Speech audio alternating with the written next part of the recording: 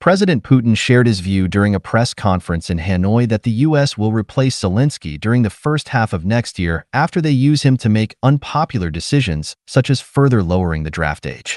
His prediction coincided with Russia's Foreign Intelligence Service publishing its latest such report about this scenario, which claimed that Zelensky is being seriously considered by the U.S. as his replacement and is also deemed to be more suitable for negotiating peace with Moscow than others. It was explained last month how Russia hopes to influence Ukraine's possibly impending U.S.-backed regime change process after that same service released a related report about this at the time. This strategy continues unfolding as evidenced by President Putin declaring 2 weeks ago that the Rada speaker is now the legitimate leader of Ukraine if the constitution is still being followed. Accordingly, he said that Russia could negotiate with him or someone else if Kyiv is interested in peace, but not Zelensky.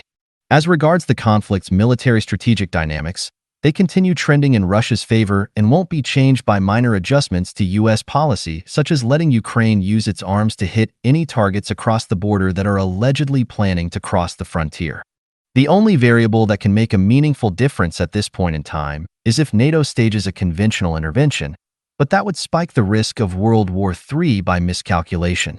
Returning back to President Putin's prediction about Zelensky being replaced in the first half of next year, he's either assuming that no such conventional intervention will occur or that the subsequent escalation would remain manageable instead of spiraling into the apocalypse.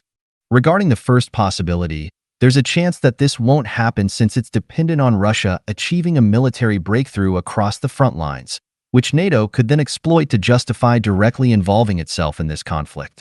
That might either not happen and thus rule out this scenario, or it'll unfold and then set that sequence of events into motion, therefore leading to the second possibility of them managing this escalation.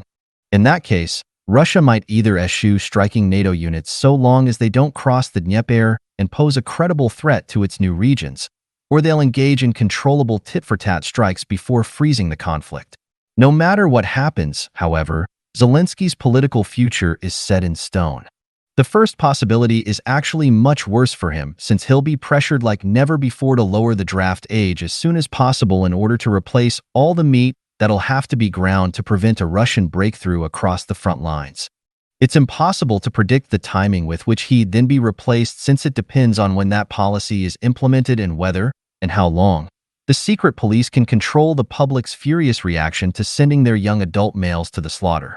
If NATO conventionally intervenes in Ukraine but the escalation doesn't spiral into World War III by miscalculation, which of course can't be taken for granted, then the bloc might keep Zelensky in place only until they reach a deal with Russia for comprehensively managing Europe's new normal.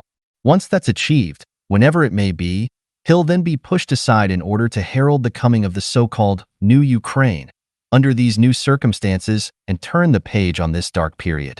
Just like in the first possibility, he'd only remain in power long enough to make unpopular decisions, albeit under totally different circumstances in that case. Nevertheless, the writing is on the wall, and it's that his political career is drawing to a close either way. Zelensky's only use right now is to legitimize radical policies in either scenario. He'll then be cast aside once he's done what's needed of him, though it's unclear when that'll be since everything depends on whether NATO conventionally intervenes.